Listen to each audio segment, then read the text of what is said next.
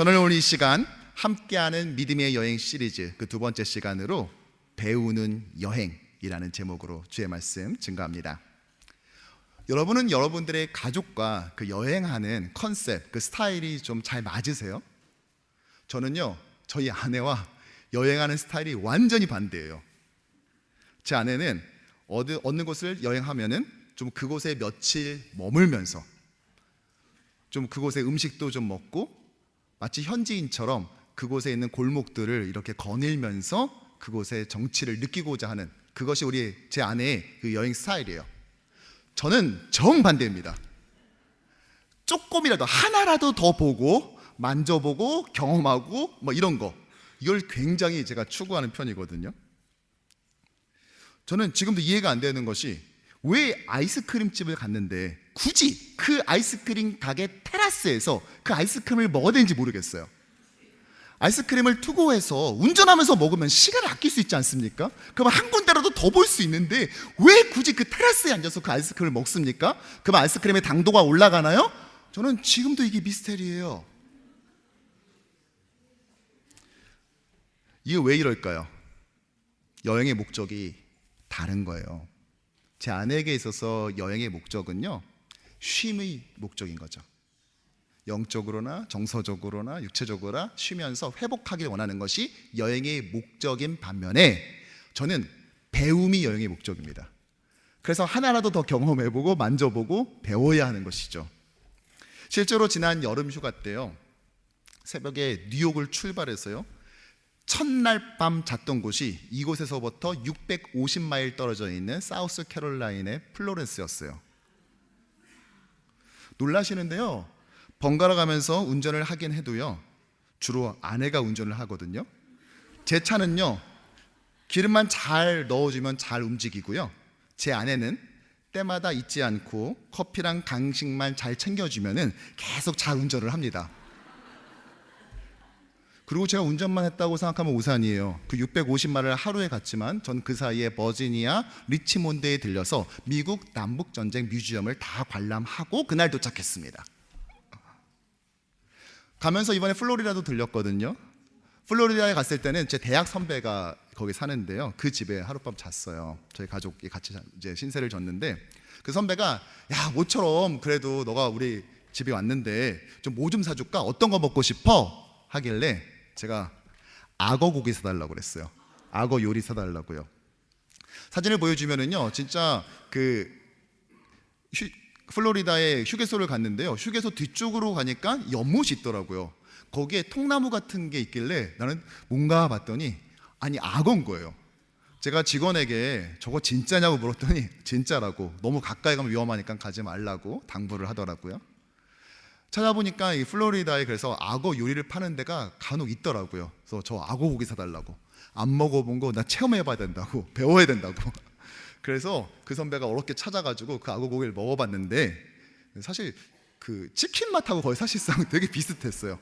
제가 굳이 왜 저런 포즈로 찍었는지 아시겠죠? 네, 악어 고기를 먹었다라는, 악어 요리를 먹었다는 인증샷으로 저렇게 올린 겁니다. 먹기만 한 거 아닙니다. 저 체험도 했어요. 그 선배의 남편분이 그 경찰이거든요. 근데 제가 막 대화를 나누다가, 경찰 안 힘드냐고, 제가 보니까 막 경찰분들 맨날 뭐 이렇게 막 무겁게 장비들을 착용하고 다니시던데 안 무겁냐고 물어봤더니, 아니 목사님, 그러면은 한번 직접 한번 매보실래요? 그래서 나 좋다고, 나 경험하는 거 좋아한다고. 그래서 저렇게 차곡차곡 매주셨고요. 그래서 저렇게 멋진 경찰관의 모습을 나름 흉내내어 보았답니다. 네. 근데 경찰 같으세요? 네. 저는 사실 여행뿐만이 아니라 평소에도요, 안 가보던 곳에 가보기도 하고, 또 식당에 가면은 평소에 잘 안 먹던 음식을 주문해봐요. 왜냐하면은 매일 똑같은 식당 가서 똑같은 음식 주문해가지고 똑같은 것만 먹는다면 새롭게 배우는 게 없잖아요. 그래도 뭔가 먹어봐야지. 그래도 설교할 때, 제가 이걸 시켜봤더니 새로운 도전을 했더니 너무 새로운 메뉴가 생겼다, 나만의. 또는 이거 시켜봤더니 너무 좀 많이 좀 이렇게 먹기 힘들었다라고 해야지, 뭐 강의를 하거나 설교할 때 뭐 새로운 무엇인가 생기지 않습니까? 저는 그래서 목사는 매일마다 배우려 노력해야 된다는 게 제 신념이거든요. 물론 지지난주 저희 아내랑 태국 음식점에 갔는데 샐러드 메뉴가 있는데 한 번도 못 보던 거라 시켜봤더니요, 샐러드 위에 웬 간장게장을 얹어줘가지고요, 손도 못 대고 나오기도 했어요. 물론 이렇게 실패할 때도 있지만, 그러나 그것을 통하여서 새로운 것을 배우고 깨닫는 것이 저에게는 굉장한 큰 자극이 되고 또 기쁨이 되는 것이 사실이에요. 근데 여러분, 이 아브라함의 여행을 봤더니요, 지난주 살펴본 것처럼 갑작스럽게 그곳을 떠나라 하는 뜻밖의 여행이었을 뿐만이 아니라 그의 인생을, 그의 여정을 가만히 살펴보니까 매일매일 그 순간순간마다 배워나가는 여행이었음을 발견할 수 있어요. 어찌 보면 창세기 12장부터 25장 초반에 걸친 이 첫 번째 족장 아브라함의 이야기는요, 그래서 아브라함의 성장일기 또는 아브라함의 일종의 영적 무엇인가를 배워나가는 수학여행이다라고 이름 붙일 수 있을 것입니다. 바라기는 오늘 이 아침에 주님의 그 귀한 여행에 동참하기로 다짐한 그 뜻밖의 여행을 떠난 저와 여러분들이 이제는 매일매일마다 우리의 인생의 굽이굽이 숨겨놓으신 하나님의 그 선물과 같은 일들을 통하여 주님을 더 많이 배워나가고 그러므로 성장해 나가는 모든 주의 백성 되기를 간절히 축원합니다. 아브라함을 성장시킨 핵심 주제가 있습니다. 왜 학교에서 뭘 배울 때도 뭐 이렇게 각 과목에 이름이 있지 않습니까? 아브라함을 성장시켜 나간, 아브라함이 배워 나가야만 됐었던 그 핵심 주제 중 하나는 사실은 자녀예요. 우리가 목사님, 전 자녀 때문에요 정말 훈련받고 있어요, 전 연단받고 있어요, 전 자녀 애 키우다가 정말 하나님을 더 많이 배워나가고 알아가는 것 같아요 라고 말할 때 주로 이런 거는 언제예요? 그렇죠, 자녀가 속썩이는 거 보느라고 그것 때문에 이렇게 말할 때가 있지 않습니까? 하지만 아브라함은 아니었어요. 그는 꽤 오랫동안 속썩일 자녀 자체가 없었습니다. 언제까지요? 그의 인생 100세 될 때까지. 그래서 사실 아브라함의 이야기 대부분은요, 그가 어떻게 자녀를 얻게 되었는지 그 과정을 살펴보는 아브라함의 자녀 얻기 프로젝트라고 해도 과언이 아닐 정도인 것이죠. 지난 시간 우리는 아브라함의 인생에 갑자기 하나님이 들어오셔서 그에게 너의 고향 또 친척 아비의 집을 떠나라 말씀하셨고, 아브라함은 즉각 그 말씀에 순종했다라고 살펴보았어요.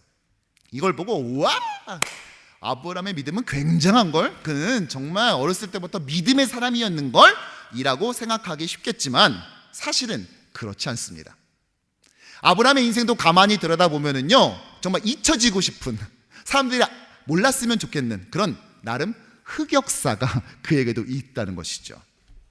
먼저 12장에서 아브라함에게 하나님이 찾아오셔서 그 땅을 떠나라고 말씀하셨죠. 내가 너로 하여금 민족을 이루게 하겠다라고 민족 형성의 약속을 하셨잖아요. 그래서 그 말씀에 순종해서 하란을 떠납니다. 그리고 가나안으로 왔는데요, 웬걸 그 장을 채 넘기기도 전에 그 땅에 기근이 닥쳐요. 그래서 애굽으로 피난을 가죠.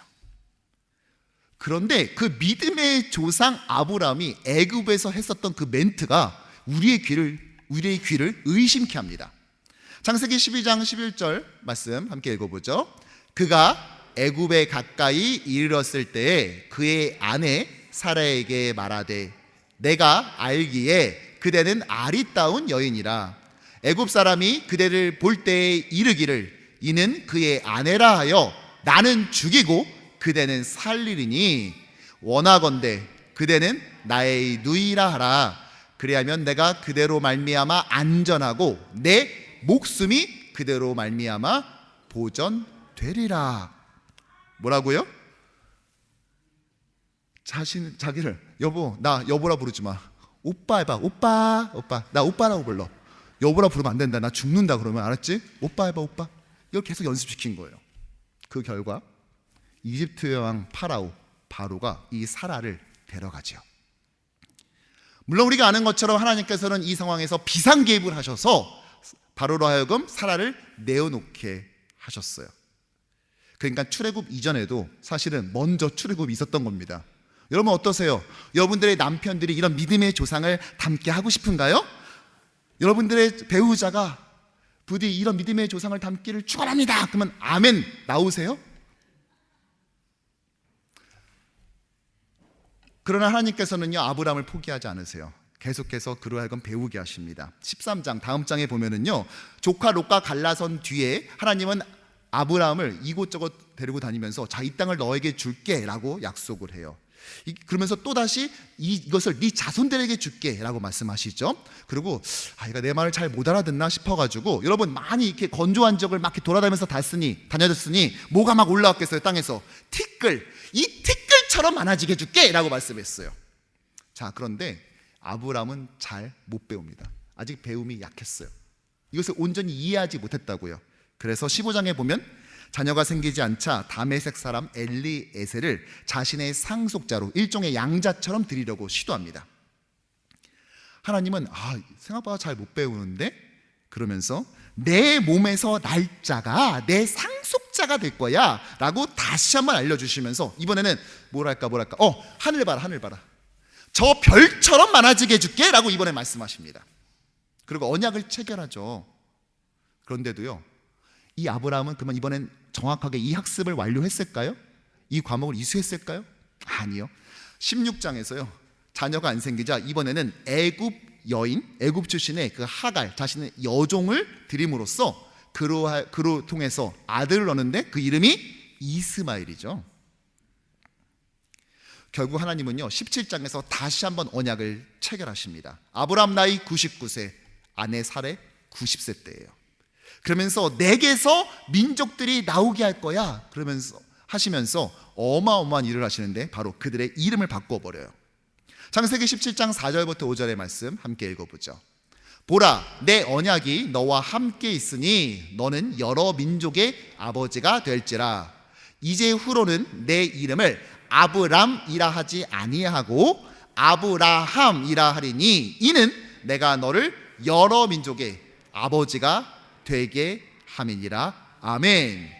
그의 이름을 바꿨다고요. 어떻게요? 아브람, 존귀한 자에서 아브라함, 열방의 아버지, 사레를 사라, 열방의 어머니로 바꿨다는 것입니다. 그리고 이번에는 아예 이 언약을 잊어버리지 못하도록 아예 언약을 몸에 새겨버립니다. 무엇이죠? 네, 바로 할례를 받게 하세요. 그리고 바로 다음 장 18장에서는요, 3명의 방문자, 2명의 천사와 인간의 모습으로 오신 하나님이시죠. 3명의 방문자가 와서 내년 이맘때 아들이 있으리라고 구체적인 타임라인을 제시합니다. 자, 보세요. 여러분, 이름은 바꿔주고 몸 안에다가 언약을 새기게 하고, 이제 시간까지 딱 알려줬으니까 이제 아브라함이 흔들리지 않은 굳건한 믿음에 굳게 섰을 것 같죠. 그런데 여기서 또다시 일이 터집니다. 그랄 땅에 머물 때 그 지역의 왕 아비멜렉이 이 아내 사라를 또 데려간 거예요. 아니, 사라를 보면 사람들이 잠깐 데려가고 싶게 생겼나 봐요. 어떻게 생기면 잠깐 데려가고 싶게 생길까요? 아니, 왜 이런 일이 또다시 벌어지죠? 그 이유를 창세기 20장 2절은 이렇게 폭로하고 있습니다.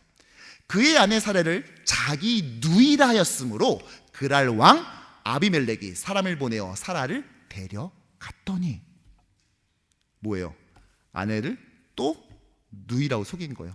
오빠 해봐, 여보 하지 말고 오빠 해봐, 이거 또 한 거예요. 이쯤 되면요, 여러분, 이거 실수 아니라 습관이라고 봐야 됩니다. 그러니까 이름은 아브람에서 아브라함으로 바뀌었지만 전혀 이름값을 못하고 있는 것이죠. 예전 이름 고귀한 자라는 이름값도 못하지만 새로운 이름 열방의 아버지는 더더욱 아닌 것입니다. 무슨 말이죠?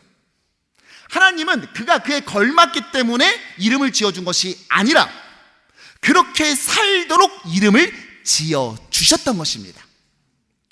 사랑하는 성도 여러분, 하나님이 우리를 불러주셨다고 해서 우리가 하루아침에 달라지는 것은 결코 아닙니다.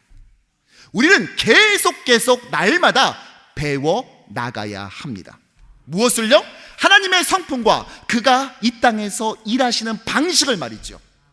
저와 여러분들의 삶에서 하나님께서 그 언약을 성취하기 위해서 어떻게 일하시는지 우리는 배워 나가야 한다는 것입니다. 실제로 아브라함에게 자손을 주신다고 이 하나님의 약속을 받고 난 다음에도 실제로 성취될 때까지 25년의 시간이 더 필요했어요. 왜요? 이 성취하기에 적당한 그의 학습 능력이 좀처럼 올라오지 않자 하나님께서는 계속 그에게 또 다른 기회를 주시고 또 다른 기회를 주시고 또 다른 기회를 주셔서 신학의 언어를 쓰자면 그리스도의 장성한 분량에 이르는 그때까지를 기다리고 또 기다리며 계속해서 그를 학습시켰다는 것입니다. 무슨 말이에요? 하나님은요 결코 포기하지 않으시는 분이라는 것입니다.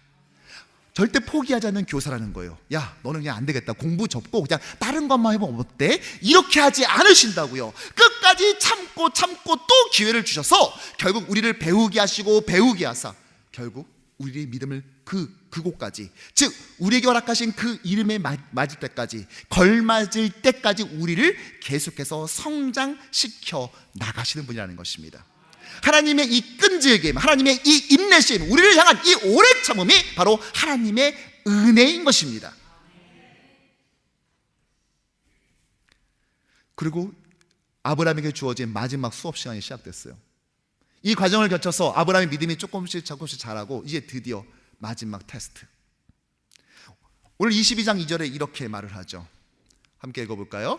내 아들, 내 사랑하는 독자 이삭을 데리고 모리아 땅으로 가서 내가 내게 일러준 한 산 거기서 그를 번제로 드리라. 이런 번제가 뭐죠? 각을 떠서 쪼개서 불로 싹 다 태워드리는 제사예요. 이거를 하라는 겁니다. 누구한테? 독자 이삭에게. 여러분 너무 본문이 얄궂지 않으세요? 네 아들도 아니고 그것도 굳이 독자라고 말하고 그걸 다시 한번 확인시켜줘요. 그리고 그 앞에 또 붙은 말이 있어요. 뭐예요? 내 사랑하는 독자. 정말 잔인하다 느껴질 같은 그런 본문 아닙니까? 그런 표현 아니에요? 그런데 아브라함은 여기에 어떻게 반응하죠? 오늘 9절과 10절에 이렇게 말하고 있습니다. 그의 아들 이삭을 결박하여 제단 나무 위에 놓고 시작 손을 내밀어 칼을 잡고 그 아들을 잡으려 하네. 여러분 우리가 아는 바로 이삭을 아낌없이 주저없이 하나님께 드리려는 이 아브라함의 모습을 우리는 볼 수 있습니다. 이전보다 훨씬 더 많이 성장해 있는 모습이죠. 사실 아브라함이 이 명령을 받았을 때 그는 머뭇거리지 않고요, 그 다음날 뭐 좋은 일이라고 이른 새벽부터 길을 나섭니다. 장장 3일의 시간을 그곳을 가게 되죠. 우리가 살면서 겪었던 그 어떤 힘든 여행보다 막 특수부대에서 막 천리 행군이라서 3일 동안 뭐 자지도 않고 뭐 며칠씩 재우지도 않고 계속 걷기만 하는 그 훈련보다 훨씬 더 고통스러운 그 3일의 길을 그는 걸어갔다는 것입니다. 그리고 주저없이 하나님의 명령에 순종으로 반응하더라는 것이죠. 저는 오늘 이 본문을 보면서 이런 생각을 해봤어요. 아니 왜 이렇게 명령하셨던 것일까? 이삭을 아브라함에게 주신 분이 누구죠? 하나님. 그런데 오늘 그 이삭을 바치라, 그것도 번제로 바치라고 명령하는 분은 누구십니까? 하나님. 지금 이거 뭐 하는 겁니까? 어떤 분 이렇게 말하실지도 모르겠어요. 엄청 신앙이 좋은 척 하면서 이렇게 앉아가지고 근데 목사님 주신 이도 하나님이시고 가져가시는 이도 하나님이시니까 그럴 수 있는 것 아닌가요? 또 저는요 하나님의 주권을 인정하며 살아가는 것이 신앙인으로서의 올바른 태도라고 생각합니다. 이렇게 말씀하시는 분 있을지도 모르겠어요. 옆에서 보면서 와 어떻게 이분은 이렇게 대단한 믿음을 가질까? 여러분 궁금하시죠? 제가 그 비법을 알려드릴게요. 그게 왜 그러냐면요 남의 일이라서 그런 거예요. 자기 일이면 절대 그렇게 말 안 합니다. 그리고요 원래 줬다가 뺏으면요 이거 진짜 사람 마음 진짜 상합니다. 처음부터 안 주는 게 나아요. 제가 어저께 개업신방 갔다가 한 성도부를 만났는데요, 그 집은 3대가 함께 사는 집이거든요. 손주가 학교에서 시험을 봤는데 만점을 받아온 거예요. 그래가지고 좀 격려를 해줘야 되겠다 싶어서 지갑을 딱 꺼내서 100불짜리를 딱 꺼내서 손주한테 딱 줬어요. 그러니까 이걸 받아든 손주가 너무 기뻐가지고 막 격려받고, 또 아들은 아유 아빠가 왜 주냐고 내가 주겠다 했더니 아니야 이런 건 할아버지가 좀 격려해야 돼 라고 주는 그 모습, 여러분 제가 직접 눈으로 보진 않지만 듣기만 해도 얼마나 사랑스럽고 아름답습니까? 아유 저희 아버지도 여기 미국에 계셨으면은 그쵸? 저희 딸들이 그렇게 하셨을 텐데 그런 생각이 들더라고요. 그런데 여러분 만일 오늘 예배 끝나고 다시 돌아가서 일로 와봐, 할아버지 마음 바뀌었어, 다시 내놔봐. 여러분, 그러면 어떤 일이 벌어질 것 같으세요? 제가 모르긴 몰라도요, 다시는 그 손주는요 할아버지와 겸상 안 합니다. 그렇죠? 줬다 뺏는 게 얼마나 고통스러운지 몰라요, 여러분들. 하나님은 도대체 왜 이러시는 걸까요? 정말 양이나 소로는 이제 성에 안 차서 사람 정도는 바쳐야지 되는 걸까요? 마치 플로리다에 가면은 먹어볼 수 있는 이 악어고기처럼 별미를 드시고 싶은 거예요? 다른 거 먹어보고 싶으신 거냐고요. 당시 고대 근동에 실제로 인신 제사가 있었죠. 사람을 제물로 드리는 경우 있었습니다. 왜냐? 이 다산, 아이들 많이 갖게 된 것은 신의 은총이기 때문에 신이 자기가 베푼 은총 중에 하나쯤 가져갈 수 있다라는 생각을 가졌던 것이죠. 하나님도 그런 거예요? 아닙니다. 하나님은 후에 율법 레위기에 보면은 인신 제사를 철저히 금하시면서 이것이 하나님 보시기에 가증한 것이라고 분명히 선언하고 있어요. 그런데 이건 뭐죠? 왜 이렇게 하시는 것입니까? 사실 오늘 이삭을 바치라는 이 명령이 있는 22장의 첫 번째 절 1절에서 하나님께서 오해하지 말라고 이렇게 하신 이유를 처음부터 밝혀주고 시작했습니다. 1절의 말씀 함께 읽겠습니다. 그 일 후에 하나님이 아브라함을 시험하시려고 그를 부르시되. 여러분, 뭐라고요? 시험하시려고. 그런데 이 시험하다라는 말은요 히브리어 나사라는 말이에요.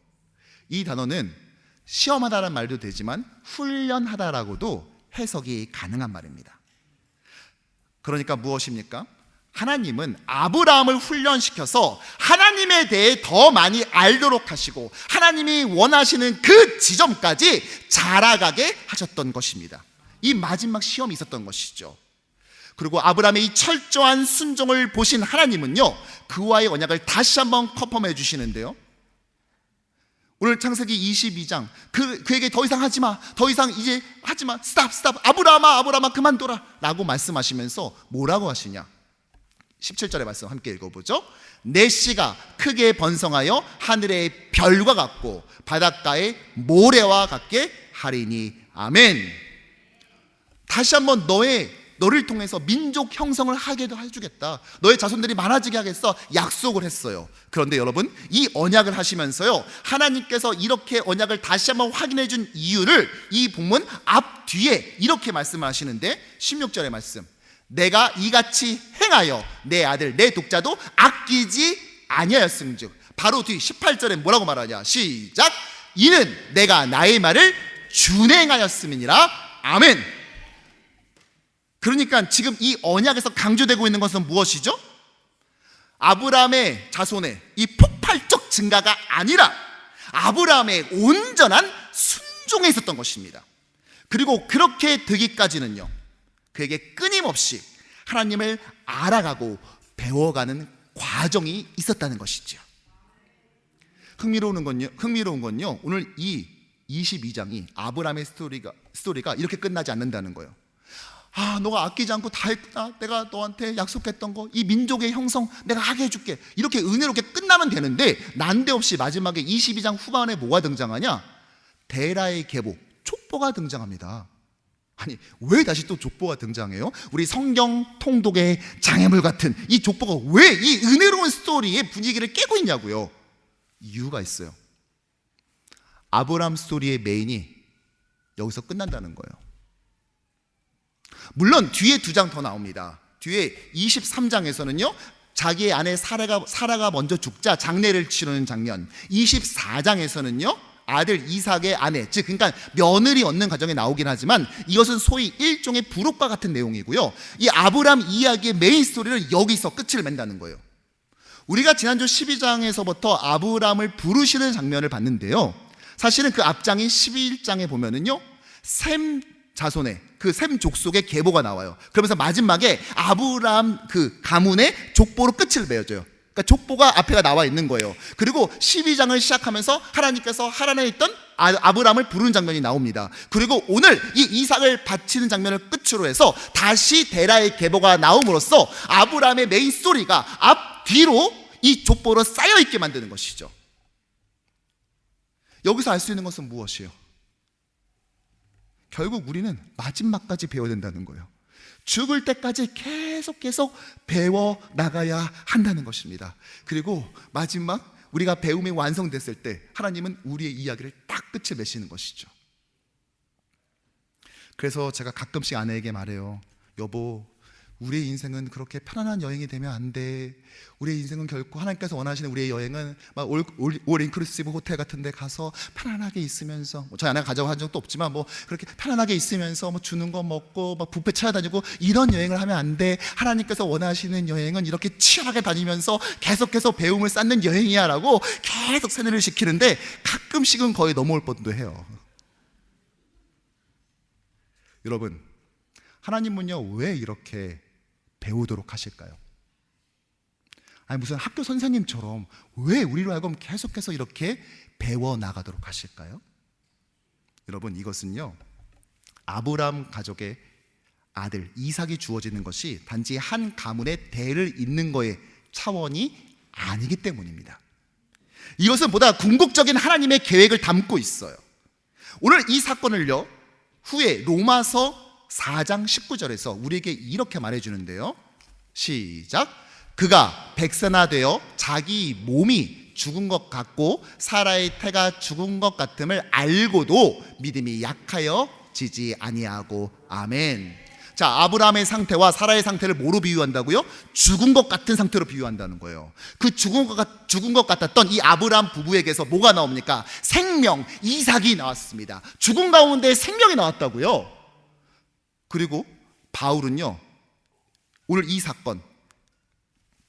사건을 무엇과 연결시키냐? 바로 24절에서 이렇게 연결시킵니다. 시작. 의로 여기심을 받은 우리도 위함이니 곧 예수 우리 주를 죽은 자 가운데서 살리신 이를 믿는 자니라. 아멘. 자, 아브라함에서 이 죽은 것 같았던 아브라함과 사라에서 생명 이삭이 나온 사건이 뭐와 같다고요? 십자가에서 죽으신 예수께서 3일 뒤에 부활하셔서 새로운 생명을 얻으신 것과 같게 연결시키고 있다는 것입니다. 뿐만 아니라 아브라함이 올라간 이 모리아 산은요 나중에 이름이 바뀌어요. 뭐로요? 예루살렘. 오늘 성경은 이삭을 뭐라고 표현하죠? 독자. 내가 이같이 행하여 내 아들 독자도 아끼지 아니하였은즉. 여러분, 그런데 엄밀히 말해서 생물학적으로 독자는 아니죠. 또 다른 아들이 하나 더 있었죠. 누구요? 이스마엘.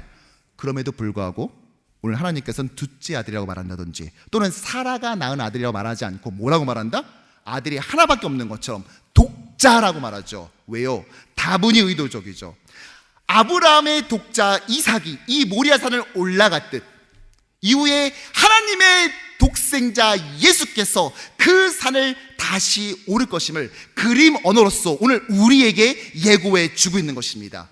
뿐만 아니라 그 죽음 가운데 있던 자에게서 생명이 나왔던 것처럼 십자가에서 죽으신 예수께서 다시 부활하사 참된 생명을 우리에게 허락하실 것을 예고하고 있는 것입니다.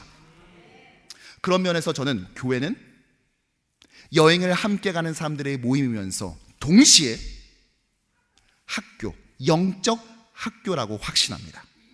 즉 교회에 오면은요 단순히 위로와 격려만 받는 것이 아니라 하나님을 더 많이 배우고 더 많이 알아가고 우리를 향한 하나님의 그 뜻이 무엇인지를 깨닫게 되는, 그것이 이루어지고 그것이 제공되는 곳이 바로 교회여야 한다고 생각을 해요.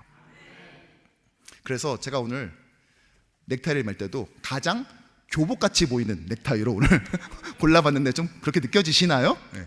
우리는 배워나가야 된다는 거예요. 계속. 사실 전 지난주 목요일에 있었던 이 뜻밖의 새콤달콤 효신 1일 가을 여행을 통하여서 참 많은 것들을 새롭게도 배운 것이 있었어요. 배움 있는 여행이었어요. 일단 첫 번째로 사과의 종류가 전 이렇게 많은 줄 몰랐습니다. 제가 과일을 잘 못 깎거든요. 그래서 주로 아내가 깎아주는 것만 먹으니까 제가 뭐 과일의 종류가 뭔지 몰랐어요. 이 사과의 종류가. 그런데 가봤더니 그 이름이 다 붙어 있는데 뭐 조나 골드, 골든 딜리셔스, 시주카, 후지, 오텀 갈라, 핑크 레이디, 레드 까메오, 엔터프라이즈. 와, 이게 처음에는 이름 다 알면서 이렇게 이 맛은 어떻게 하다가 네 종류 넘어가니까 모르겠더라. 그래서 그냥 줘보라고 해서 막 먹기 시작했어요. 그 전까지 미국에서 가장 인기 있는 사과는요 사실 허니 크리스프였대요. 근데 최근에는 이 갈라로 이제 바뀌어가고 있다고 하더라고요. 그리고 제가 또 놀랬던 것이 이 애플 피킹을 하러 딱 갔더니 권사님들이 주섬주섬 손을 넣더니 가방에서 뭔가를 다 꺼내시는 거예요. 여러분 삼국지를 보면은요, 이제 각 영웅들이 사용했던 그 무기 칼이 나오거든요. 관우 같은 경우에는 청령 언얼도, 장비 같은 경우에는 장팔사모 같은 막 그런 무기를 휘두르지 않습니까? 우리 권사님들은 뭘 꺼내냐? 과도를 꺼내는 거예요. 과일 깎는 칼. 그리고 막 깎아서 먹는데요, 어떤 분은 제가 목격한 것만 8개를 드시더라고요. 이렇게 종류별로. 그래서 막 나눠주기도 하시고 본인도 드시고 이렇게 먹는 거예요. 그리고 제가 이날 또 배웠던 것이 있어요. 몰랐던 걸 알게 된 거. 무엇이냐? 성도들 마음속에, 이 권사님들 마음속에 있는 열정을 넘어선 욕망을 봤어요. 예배 드릴 때 보면 항상 이렇게 조신하게 있어 계셔서 난 소녀 감성만 있는 줄 알았는데, 와, 내면에 그런 이글이글거린 욕망이 있는 줄 몰랐습니다. 나가실 때 보면은요, 제가 참고하시라고 거기서 나눠준 그 애플 피킹 담아갈 수 있는 백이 전시되어 있습니다.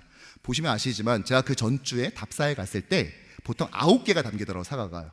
그리고 좀 이렇게 잘 이렇게 맞춰 놓으면은 10개까지는 담깁니다. 그리고 정말 신령과 진정으로 애를 쓰면은 11개까지는 어떻게 할 수 있거든요.